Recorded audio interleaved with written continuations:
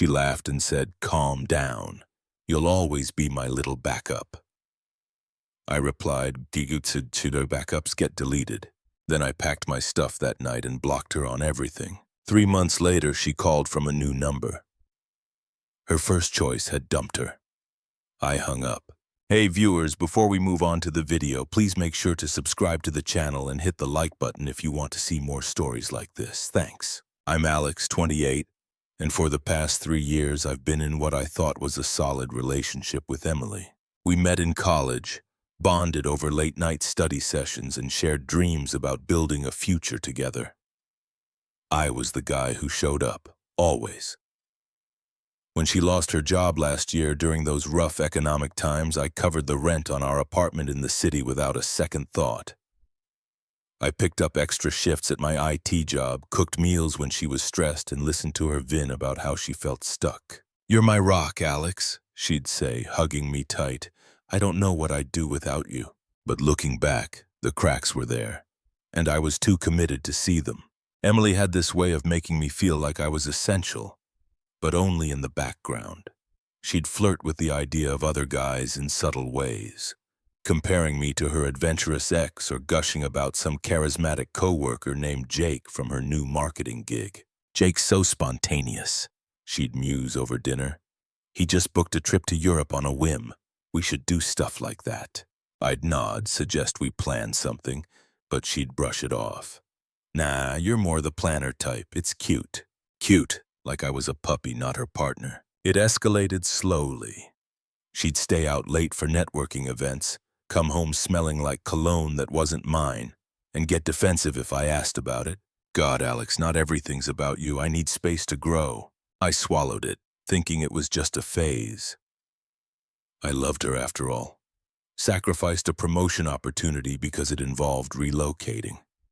She didn't want to move. Flashback to one night. We're in bed and she's scrolling through her phone. I lean over, kiss her shoulder. She pulls away slightly. "What's wrong?" I ask. "Nothing," she says, but her tone's off. "Just Jake sent this funny meme. He's hilarious." Jake again. "You talk about him a lot." She rolls her eyes. "Jealous much? He's just a friend. You're the one I come home to." That stung, but I let it go. I was loyal to a fault, committed to making us work. Little did I know I was being mistreated in the worst way, emotionally strung along as her safety net while she chased excitement elsewhere. It all came to a head one Friday evening after work. I got home early that day, picked up her favorite takeout to surprise her. Walked in to find her packing a bag, not for a trip, but with clothes and toiletries like she was moving out. My heart dropped. "Emily, what's going on?" She turned, not even looking guilty, more like annoyed I'd interrupted. She set the bag down and crossed her arms, that smug smile creeping in. "Alex, we need to talk. I've been thinking. This isn't working for me anymore." I stood there, food bag still in hand, feeling the room spin. "What do you mean?" "We've been through tough times before. We can fix this." She laughed. Actually laughed. A short, dismissive bark. "Fix what? You're sweet, Alex, but let's be real. Jake and we've been seeing each other. He's exciting, ambitious. He gets me in ways you don't. Seeing each other as in, yes, cheating, whatever you want to call it." She shrugged like it was no big deal. "I didn't plan it, but it happened, and honestly, it's shown me what I've been missing. You're reliable, sure, but I need more than that. I deserve passion, adventure." I felt like I'd been punched. "So all this time I've been what? Your placeholder?" "Calm down," she said, rolling her eyes again. "You'll always be my little backup. If things don't work out with Jake, who knows, but right now I'm choosing him. He's taking me on that Europe trip next week. We're moving in together. His place is way nicer anyway." Backup. The word burned. "You think you can just keep me on the shelf while you test drive someone else?" Her tone turned condescending, like she was explaining to a child. "Look, it's not personal. You're a good guy, stable job, always there. But Jake, he's got that spark. He makes me feel alive. You make me feel safe. Boring, safe, and I don't want to settle. Life's too short for that twisted logic, right? I mean, why stay with the sure thing when I can go for the thrill?" She picked up her bag, heading for the door. I'll grab the rest of my stuff later. Don't make this weird, okay? We can still be friends or something. I didn't beg, didn't yell. My mind raced, but I kept it together. Backups get deleted, I said calmly, setting the takeout down. She paused, laughed again, louder this time, smug and disrespectful. Oh, dramatic. See, that's why Jake wouldn't say something so petty. Bye, Alex. And just like that, she walked out. Door clicked shut, and I was alone with the silence. That night, after Emily slammed the door, I didn't chase her, didn't call or text, begging for an explanation. Instead, I stood in the kitchen, staring at the cooling takeout bags, feeling a numbness creep in. Part of me wanted to rage, smash something, scream into the void, but I held back. I'd given her everything. Time, support, my future plans, and she laughed it off like I was a joke, a backup. The word echoed in my head, twisting the knife. I poured myself a glass of water, sat on the couch, and let the silence settle. No tears, no dramatic breakdown, just quiet processing. Why had I ignored the signs? Flashback to a few months ago, we'd been at a friend's barbecue. Emily was chatting with Jake across the yard, laughing a bit too loudly at his jokes. I approached, handed her a drink. "Thanks, babe," she said absently, then turned back to him. Later that night, in the car, I mentioned it felt off. "You're overthinking," she snapped. "Jake's just fun. Not everyone has to be serious like you." Serious, reliable, boring. Her words built a narrative where I was the problem. But sitting there alone, I started questioning it. Was I really the backup, or had she manipulated me into that role? The confusion hit hard. Days blurred into a haze. I went to work on autopilot, fixing code bugs while my mind replayed every moment. Sleepless nights followed. I'd lie in bed staring at the ceiling, feeling the unfairness sink in. I'd turn down that job transfer for her stability. Skipped weekends with friends to be there when she needed emotional support after her job loss. "You're the best, Alex," she'd whispered during those tough weeks, clinging to me. Now, discarded for spark, I didn't confront her. No angry voicemails or public call-outs. Instead, I detached. That same night, I packed my essentials, clothes, laptop, a few books into a duffel bag. The apartment was in my name, but I didn't want the reminders. I crashed at a buddy's place temporarily. No explanations beyond. We broke up. Then methodically, I blocked her on everything. Phone, social media, email, even mutual apps we shared for bills, transferred what I owed, and cut ties. It was clean, surgical. Backups get deleted. I'd said it and I meant it. The next few weeks were the hardest. Silence from her end at first, which stung more than I'd admit. No apology texts, no regret, just nothing. I filled the void with routine. Hit the gym harder, picked up running to clear my head, started therapy. Yeah, I wasn't too proud to admit I needed it. The therapist helped unpack the manipulation. How she'd kept me hooked with just enough affection while eyeing the exit. "You were loyal," he said. "She exploited that." It hurt realizing I'd been undeservedly mistreated, but it also clarified things. I wasn't the villain in her story. I was the convenience. Confusion turned to quiet anger, then acceptance. I moved into a small studio across town. Nothing fancy but mine. Focused on work, nailed a side project that got me a raise. Reconnected with old friends who'd faded during the relationship. One night over beers, my buddy Mike asked, "You okay, man? She did you dirty?" I nodded. "Yeah, it sucked, but I'm done being someone's plan B. No outbursts, just steady rebuilding." The unfairness lingered. Why did good guys finish last? But I let it breathe, using it as fuel. 3 months in, life felt lighter. I was sleeping better, laughing more. Emily, a fading echo until she resurfaced. It started with whispers from mutual friends. I kept a low profile, but word got around. Apparently, Emily's upgrade with Jake wasn't the fairy tale she'd sold. At first, it was small stuff. A friend mentioned seeing her post vague, dramatic statuses online when the thrill fades, but I wasn't checking. Then more concrete details trickled in. Jake, the charismatic co-worker, turned out to be a classic user. He'd charmed her with promises of adventure. That Europe trip she bragged about had happened, but he paid with a company card that got flagged. Turns out he was embezzling small amounts from work. The trip was part business, part cover. Karma hit fast and hard. About 2 months after she left, Jake got exposed. His wife, yeah, he was married.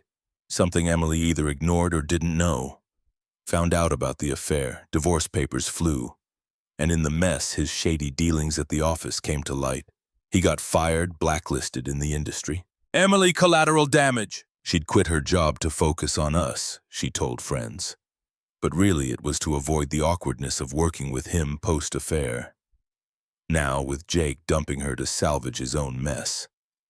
You're fun, but this is too complicated, he reportedly told her. She was left high and dry, no job, drained savings from the trip and impulsive spending, and her reputation tanked. Friends who once defended her started distancing. She played with fire. One mutual acquaintance texted me unprompted. Jake used her, then ghosted. She's unraveling, posting rants about fake people, but everyone's seeing through it. Isolation set in.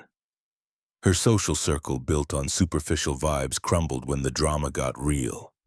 Broke and alone, she moved back in with her parents temporarily, but even they were fed up. I'd heard through the grapevine her mom had warned her about ditching a good man for excitement. The hypocrisy was ironic. She'd called me boring, but now her thrilling choice left her irrelevant, scrambling for stability. Mutual friends stopped inviting her out.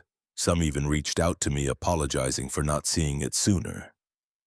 We thought she was just adventurous, one said, but she manipulated everyone. Emily's downfall felt earned, not vengeful, just the natural consequence of her choices. She began to show cracks publicly. Desperate job applications, selling stuff online to make ends meet. And then the reaches started. The first crack in her facade came exactly 3 months after she walked out.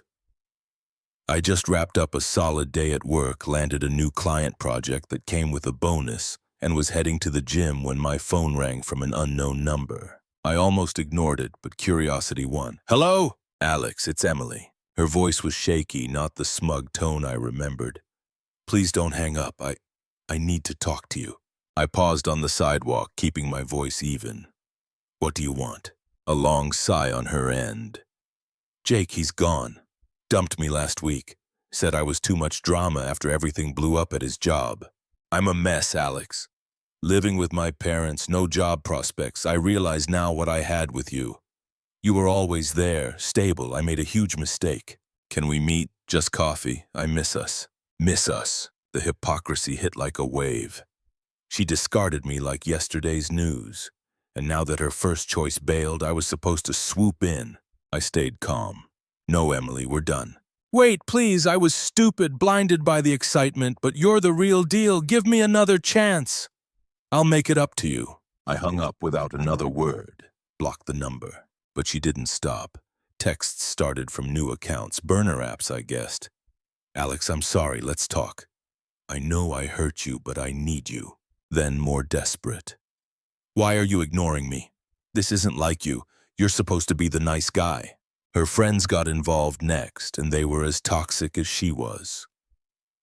My phone buzzed with a call from Sarah, one of her besties who'd always sided with her. Alex, come on. Emily's going through hell. Jake wasn't... cheated on her too. Can you believe it? She's crying every day. You should hear her out. Holding a grudge makes you look petty. Petty, I replied flatly. She called me her backup, laughed about it. I'm not interested. Sarah huffed. God, men and their egos. She was just confused. Her family's worried. She's not eating, spiraling. Do the right thing. I ended the call, blocked her too. Then came the family. Emily's mom texted first. Alex, this is Karen. Emily told us everything. You're being cruel, ignoring her. She needs stability right now. Be a man and forgive her. Family's about second chances. Her dad called a day later, gruff and unpleasant. Listen, kid, my daughter's a wreck because of that Jake idiot. You were good for her. Stop playing games and call her back. We raised her to deserve better than this silence. Deserve better. The entitlement floored me. I kept it brief. Respectfully, no. Blocked. Emily's attempts ramped up. She showed up at my old apartment, must have forgotten I'd moved. Then somehow got my new address, probably from a mutual who slipped. One evening, a knock at my door. There she was, disheveled, eyes red. "Alex, please let me in. I drove all this way." I stood in the doorway, arms crossed. "How'd you find me?" "A friend, doesn't matter." She took a breath, voice shaking. "Look, I'm desperate. No money, no place soon. Parents want me out. Jake took everything, emotionally and literally. He maxed out a card in my name during the trip. I'm in debt." "You were always the fixer," she said softly. "Help me." Her voice cracked, but I saw the manipulation playing on my old role as the reliable one. "No, Emily, go home." Her face shifted from pleading to anger, true colors flashing. "How can you be so cold after everything? I thought you loved me. You're just going to watch me fall apart?" She scoffed. "Fine, be that way. You'll regret this when I'm back on my feet without you." She stormed off, but the messages continued. "You're heartless. I hate you for this." The rage escalated, showing the disrespect hadn't changed. I documented it all just in case, but stayed detached. Her desperation peaked, involving more people, but I held firm. No sympathy, no engagement. I'd built my peace. She wasn't shattering it. It all culminated at our mutual friend Mike's birthday party a couple weeks later. I debated going. Knew there was a chance she'd show, but Mike insisted.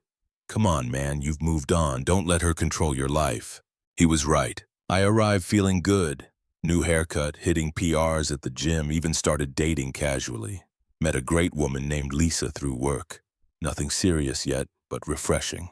The party was at a casual bar downtown, low-key with string lights and music. I was chatting with friends, beer in hand, when I spotted Emily across the room. She looked rough, tired eyes, forced smile, hovering alone while people gave her side glances. Our eyes met. She beelined over. "Alex," she said, voice low but urgent. "Didn't expect you here. Can we talk privately?" I glanced around, a few curious stares, but kept composed. "Say what you need to say here." She fidgeted, glancing at my group. "Fine. I've been thinking a lot. Jake was a mistake. He used me, dumped me like trash. Now I'm seeing clearly. You were the one. Stable, kind. I was smug, disrespectful. I admit it. But I've changed. Give us another shot. I'll prove it." Her hypocrisy hung in the air. Friends nearby shifted uncomfortably. Mike raised an eyebrow at me. I took a sip of my beer, mirroring her old logic back. "You said I was your backup. Calm down, right? You'd always have me if the first choice flopped. Well, backups get deleted. You chose excitement over stability. Looks like you got both, just not how you planned." Her face flushed. "That's not fair. I was wrong, okay? I'm desperate now. Please, Alex." "I see you thriving. New place, looking good. I want that with you." I shook my head, indifferent. "Thriving? Yeah, I am. New projects at work, running marathons. Even met someone who values what I bring without the games. You're irrelevant to that now." She stepped closer, voice rising. "So that's it? You're done? After I begged?" "You're cold," she snapped. "Cold," I echoed calmly. "You laughed when you left, called it dramatic, tables turned. This is just closure." Mike intervened then, steering her away as she muttered angrily. "Fine. Enjoy your better life. You'll miss me." I didn't. As she left, shoulders slumped, the contrast hit hard. Her, desperate and alone. Me, surrounded by real friends, emotionally free, no punishment intended, just facts. She'd become a ghost in my story while I'd built something solid. Later, with Lisa over coffee, I barely thought of Emily. She taught me my worth. I'd moved on completely. Thanks for watching. Make sure to subscribe to the channel and hit the like button. What do you think about this story? Share it in the comments.